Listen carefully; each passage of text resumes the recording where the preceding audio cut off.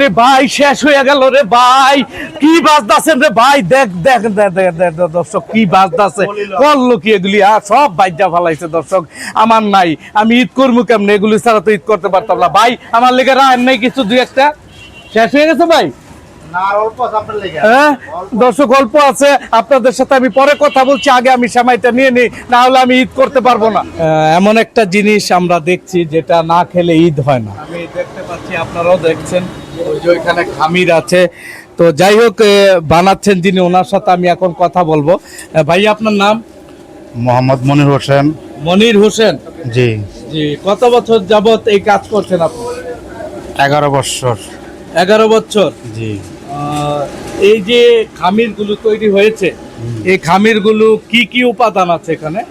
এখানে লবণ, ময়দা, তেল, ডালডা, ঘি।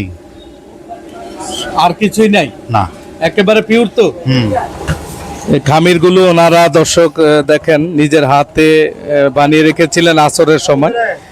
এগুলো একবারে সরাসরি দর্শক আমার সবার সামনে ওনারা এইভাবেই ভাজছেন একের পর এক, আর এখানে রাখছেন। এখান থেকে কাস্টমার যারা নিচ্ছেন, ঈদ করবেন, ঈদে সেমাই ছাড়া হয় না, সেই আপনাদের কাঙ্ক্ষিত সেমাইগুলো দেখেন কিভাবে তৈরি হচ্ছে।